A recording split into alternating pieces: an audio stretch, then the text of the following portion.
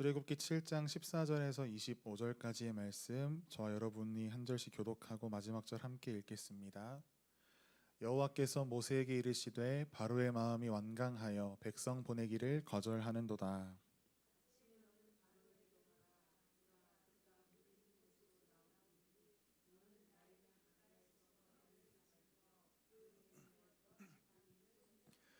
그에게 이르기를 히브리 사람의 하나님 여호와께서 나를 왕에게 보내어 이르시되 내 백성을 보내라. 그러면 그들이 광야에서 나를 섬길 것이니라 하였으나 이제까지 내가 듣지 아니하도다.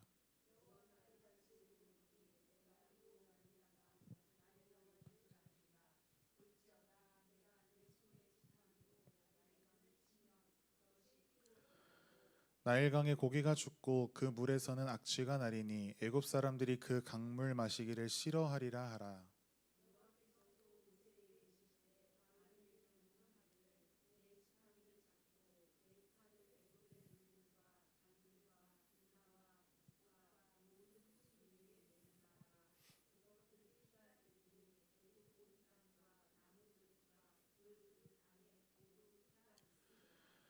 모세와 아론이 여호와께서 명령하신 대로 행하여 바로와 그의 신하의 목전에서 지팡이를 들어 나일강을 치니 그 물이 다 피로 변하고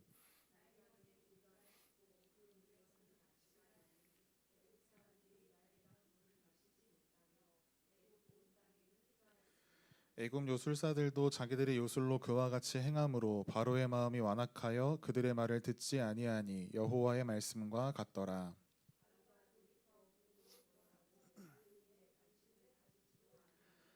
애굽 사람들은 나일강 물을 마실 수 없으므로 나일 강가를 두루 파서 마실 물을 구하였더라. 여호와께서 나일강을 치신 후 이래가 지나니라. 아멘. 내가 여호와인 줄 알리라 라는 제목으로 오늘 말씀의 은혜를 나누기를 원합니다.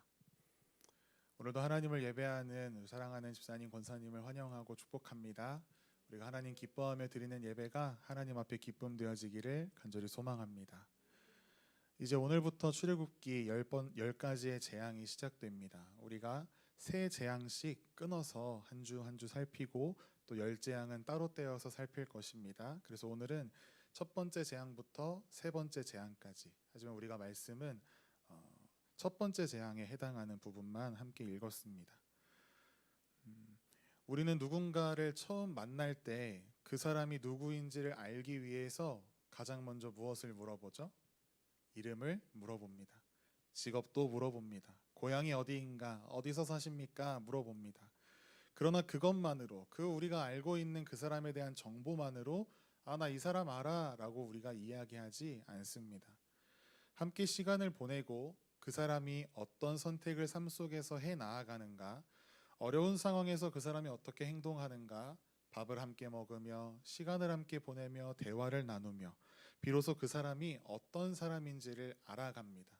우리는 그때야 나 저 사람 알아 라고 우리가 이야기하죠. 성경이 하나님을 우리에게 소개하는 방식도 그렇습니다. 성경은 하나님에 대한 정보를 전달하는 것에서 끝이지 않고 하나님께서 이 세상의 역사 가운데 어떻게 말씀하시고 어떻게 행동하셨는가를 우리에게 보여줍니다. 특별히 출애굽기는 처음 말씀드렸던 것과 같이 하나님께서 자신의 이름을 계속해서 드러내시며 내가 어떠한 여호와 하나님인지를 알려주시는 책이라고 말씀드렸습니다. 모세가 떨기나무 앞에서 하나님을 배웠을 때에는, 그리고 하나님의 이름을 물었을 때에는 나는 스스로 있는 자니라 라고 말씀하셨고, 이후에도 반복해서 계속해서 나는 여호와이니라, 나는 여호와이니라 라는 말씀을 계속해서 하나님께서 말씀하십니다. 그런데 그 이름을 인정하지 않는 사람이 있었지요. 애굽의 바로왕, 그가 그입니다. 모세와 아론이 이스라엘의 하나님 여호와께서 말씀하시기를 내 백성을 보내라 라고 전하자 출애굽기 5장 2절에서 바로는 여호와가 누구이기에 라는 대답으로 답합니다. 하나님을 알지 못해서 던진 질문이 아니라 하나님을 인정하지 않는다라는 답변이라고 말씀드렸습니다. 그러니 그의 말을 들어 너희들을 출애굽시켜줄 이유도 없다라는 바로의 완강한 마음이 여호와가 누구이기에 라는 그 답에 담겨 있다라고 말씀드렸습니다. 지난주 우리는 본문에서 하나님께서 아론의 지팡이가 뱀이 되게 하셨고 애굽 요술사들의 지팡이를 다 삼키게 하심으로 하나님 당신의 능력을 보여주셨습니다. 하지만 오늘 본문에 이르러도 여전히 바로는 그의 마음이 완악하고 완강하여 백성 보내기를 거절하는도다라고 시작하고 있습니다. 바로는 하나님의 능력을 분명히 보았습니다. 그러나 태도가 여전히 달라지지 않고 그런 바로에게 이제 하나님께서 본격적으로 대답하시는 장면이 오늘부터 시작됩니다. 첫 번째 재앙을 하나님께서 시작하시면서 오늘 본문 7장 17절에 이렇게 말씀하십니다. 너가 이로 말미암아 나를 여호와인 줄 알리라. 바로가 던진 여호와가 누구이기에 나는 인정할 수 없다라는 그 대답에 하나님께서는 너가 이제 나를 여호와로 인정하게 될 거야 라는 대답을 하기 시작하십니다. 오늘 살펴볼 첫 번째 새 재앙은 그 재앙의 핵심은 재앙 자체의 신기함이나 무서움에 있지 않습니다. 물론 애굽을 대표하던 많은 우상들을 하나님께서 깨뜨려 버리시는 장면들로 우리가 이해하고 그런 해석들도 맞습니다. 그러나 우리가 거기에 집중하기보다 하나님께서 이 사건들을 통해 자신을 어떻게 드러내시며 그 앞에서 바로의 마음은 어떠한가, 어떻게 변화되어지는가를 통해서 우리가 함께 은혜를 나누고자 합니다. 먼저 우리가 본문 20절부터 22절까지의 말씀을 다시 한번 읽도록 하겠습니다.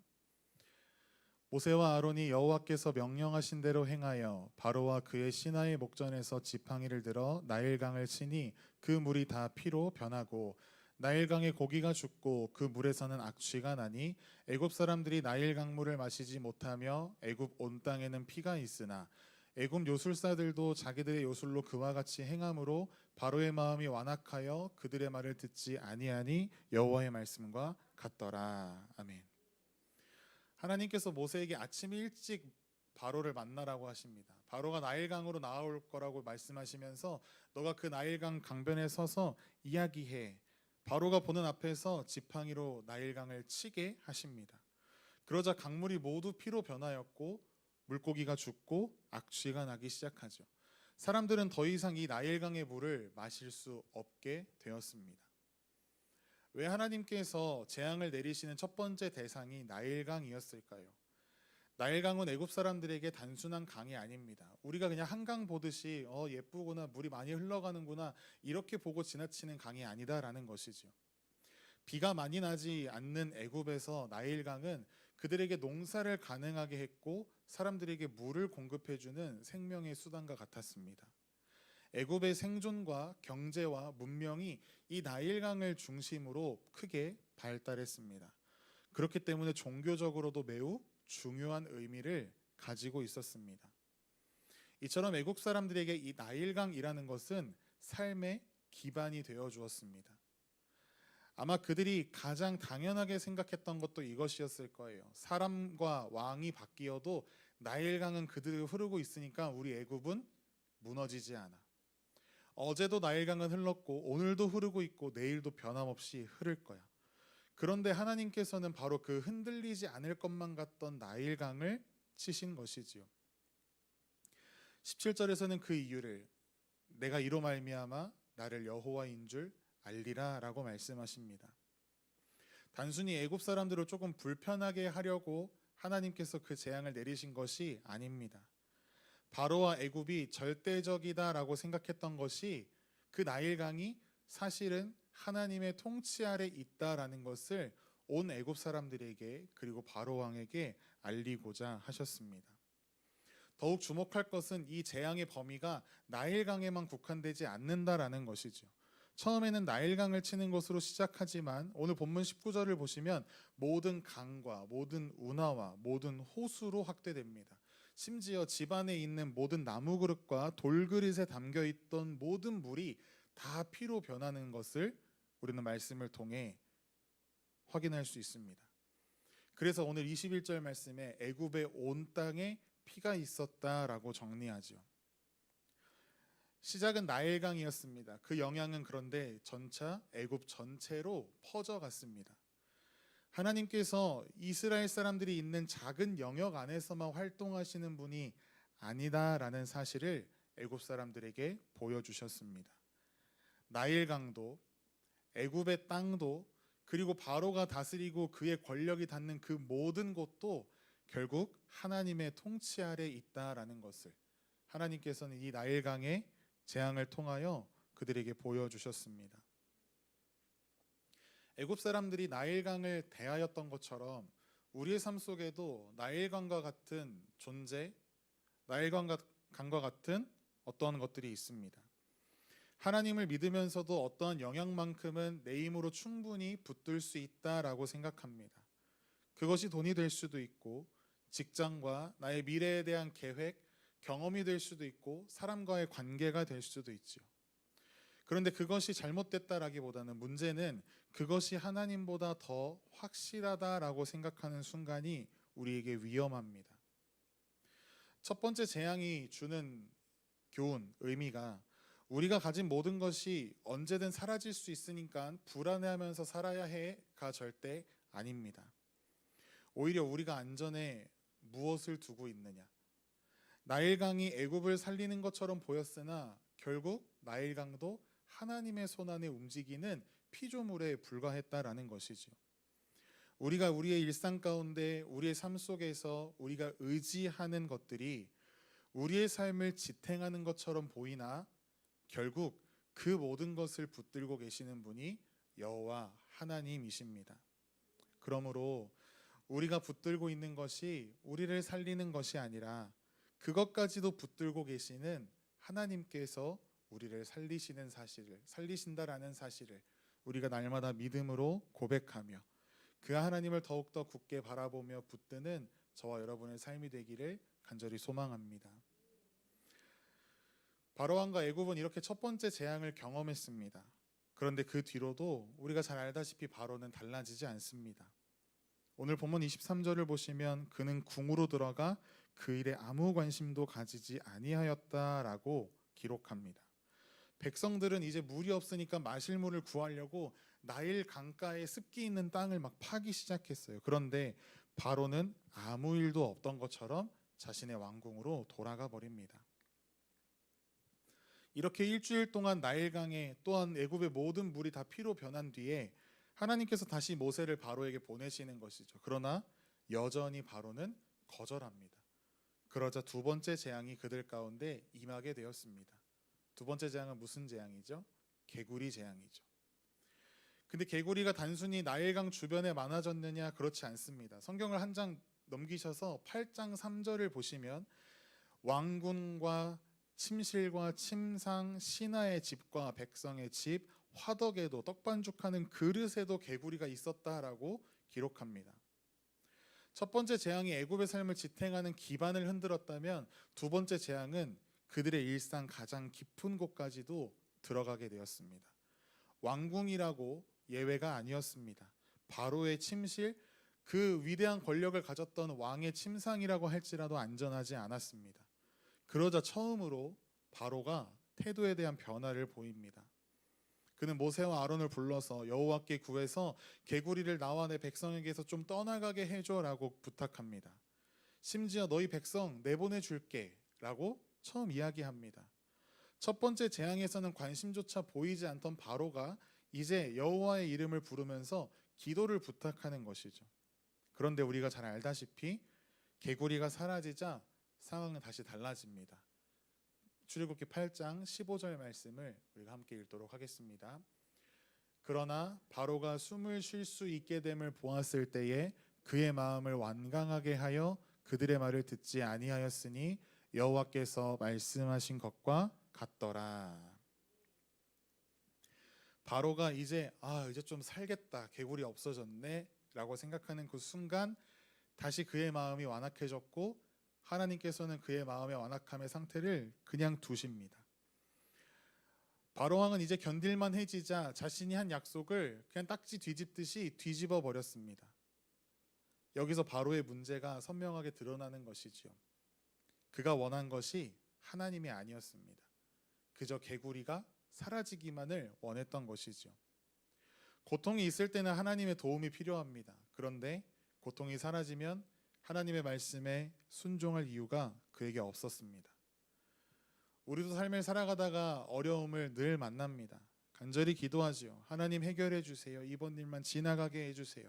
물론 어려움 속에서 우리가 다른 것을 구하지 않고 하나님의 능력과 지혜를 구하는 것 너무나 잘하는 일이지요. 하나님께서 우리에게 그것을 또 예수님을 통해 말씀하셨습니다. 그런데 중요한 것은 그 문제가 지나간 뒤에 우리의 마음의 상태가 어떻냐라는 것이지요. 문제가 사라진 뒤에도 여전히 나의 마음 가운데에는 하나님이 남아있는가? 이것이 너무나 중요합니다. 하나님을 내가 원하는 삶으로 돌아가기 위한 수단 정도로 생각한다면 문제가 해결되면 하나님은 필요 없어지는 것이지요. 그러나 믿음은 하나님을 이용하여 내 삶을 정상의 궤도로 돌려놓는 것에서 끝나지 않습니다. 형편이 좋을 때나 좋지 않을 때나 문제가 있을 때나 문제가 해결되어 나의 삶에 아무 거리낌이 없을 때에도 하나님을 나의 하나님으로 인정하며 살아가는 것입니다. 바로는 분명 하나님의 도우심을 원했습니다. 그러나 하나님의 통치를 받아들이지는 않았던 것입니다. 그에게는 하나님의 능력이 필요했습니다. 그러나 하나님의 말씀에 순종하고 싶지는 않았던 것입니다. 하나님을 믿는다라는 그 믿음이 우리의 삶에 있는 그 문제를 해결받는 것에서만 끝나버리는 그 안타까운 일들이 우리의 삶에 일어나지 않기를 소망합니다. 믿음은 문제가 지나간 뒤에도 그분을 여전히 나의 하나님으로 모시고 살아가는 것입니다. 이 믿음의 모습이 언제나 우리 안에 있어야 할 줄 믿습니다. 다시 마음이 완악해졌으니 이제 몇 번째 재앙이 찾아와야 하죠. 세 번째 재앙이 찾아옵니다. 이번에는 앞선 두 재앙과 달리 경고가 없습니다. 하나님의 명령에 따라 아론의 지팡이로 땅에 티끌을 치자 그 티끌이 이가 되어서 가축과 사람에게 오릅니다. 본문은 애굽의 온 땅에 티끌이 다 이가 되었다라고 이야기하고 있습니다. 그런데 이 세 번째 재앙에서 중요한 변화가 한 가지 일어나는데요. 우리가 출애굽기 8장 19절 말씀을 앞을 보고 함께 읽도록 하겠습니다. 요술사가 바로에게 말하되 이는 하나님의 권능이니이다 하였으나 바로의 마음이 완악하게 되어 그들의 말을 듣지 아니하였으니 여호와의 말씀과 같더라. 지금까지는 애굽의 요술사들이 다 따라했습니다. 처음에 아론의 지팡이가 뱀이 되는 것도 따라했고 나일강에 물이 피가 되는 것도 따라했고 개구리를 불러들이는 것도 따라했습니다. 그런데 세 번째 재앙에 이르러서 애굽의 요술사들이 더 이상 따라하지 못하는 일들이 발생하기 시작합니다. 그들의 한계가 드러났습니다. 그리고 나서 그들이 바로 어떠한 반응을 보이는가 살펴볼 때 바로의 편에 서 있는 바로의 측근이었던 그 요술사들이 그의 입에서 뜻밖의 고백을 터뜨립니다. 이는 하나님의 권능이니이다. 이제 하나님의 권능을 말하는 것은 모세와 아론으로 끝나지 않습니다. 하나님을 대적하던 편에 서 있던 사람들조차 자신의 능력으로 자신의 지혜와 지식으로는 설명할 수 없는 하나님의 역사를 인정하기 시작합니다. 그런데 여전히 바로는 듣지 않는 것이지요. 우리가 읽은 19절 말씀에 그러나 바로의 마음이 완악하게 되어 그들을 듣지 아니하였으니라고 기록합니다. 여기에서 이 첫 세 재앙을 관통하는 바로의 문제가 드러납니다.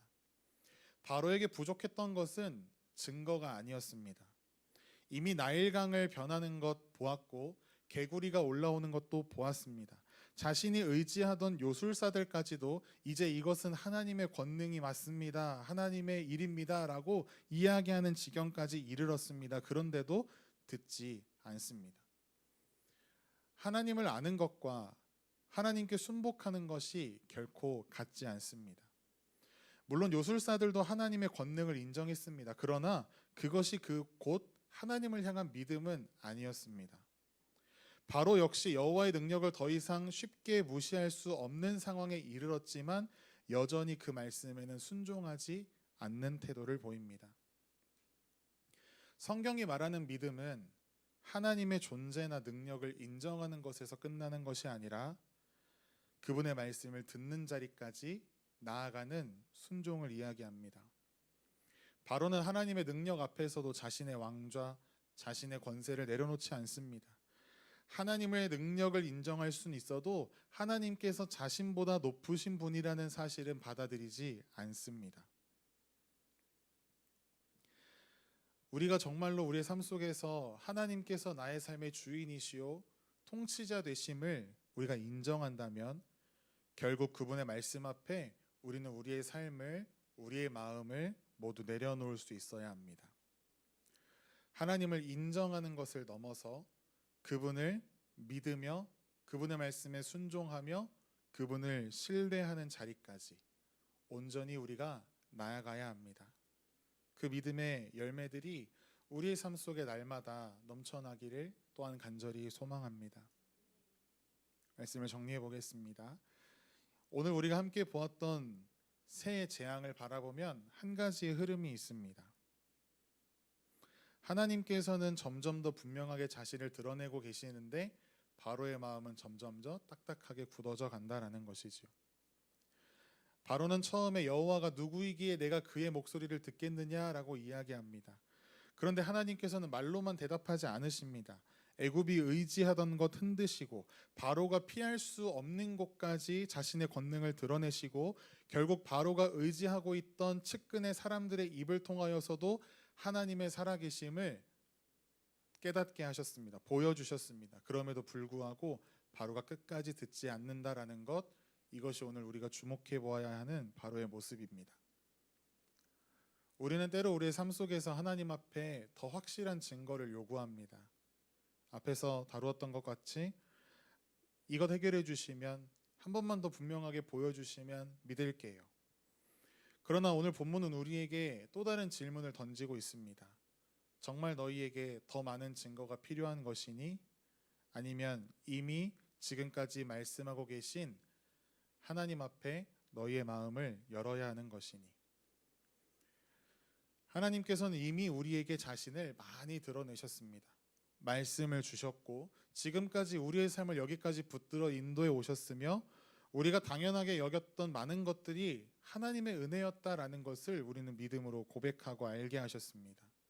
그러므로 이제 우리가 보여야 하는 태도는 하나님 앞에 계속해서 자신을 증명해 보이세요, 하나님 되심을 나타내 보여주세요를 넘어서 이미 말씀하시고 여기까지 우리의 삶을 인도하신 하나님 앞에 귀를 기울이는 것이지요. 첫 번째 재앙은 우리에게 묻습니다. 나는 무엇을 붙들며 살아가는가? 두 번째 재앙은 묻습니다. 하나님 그 자체를 원하는가? 하나님께서 해결해 주시는 그 능력을 구하는가? 세 번째 재앙은 또 묻습니다. 나는 하나님의 능력을 인정하기만 하는가? 아니면 그분의 말씀에 엎드려 순복하고 있는가?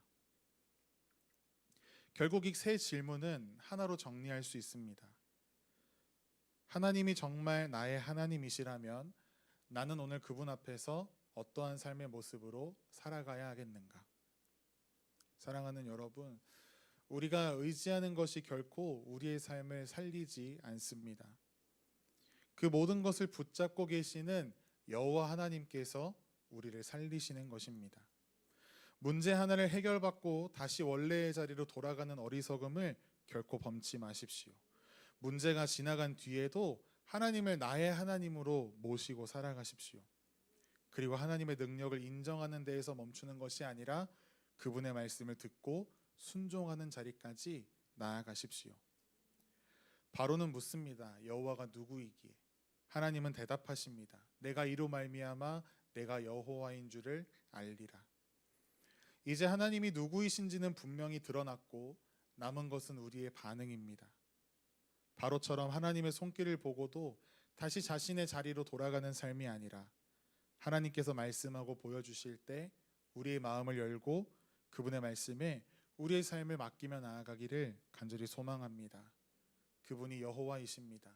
이스라엘을 지키셨던 그 하나님께서 오늘도 저와 여러분의 삶을 신실하게 붙들고 가십니다. 그분이 하나님 되심을 우리가 믿음으로 고백하며 그분의 말씀을 앞세우며 우리의 손에 쥐고 있는 것보다 그것을 허락하신 하나님을 더 바라보며 나아가십시다. 그래서 하나님을 아는 것이 그저 우리의 머릿속에 지식에만 머무는 것이 아니라 그저 우리의 입술에 터져나오는 고백에서만 머무는 것이 아니라 우리의 삶의 선택으로 또한 우리의 삶 속의 크고 작은 열매들로 나타내어지기를 간절히 소망합니다.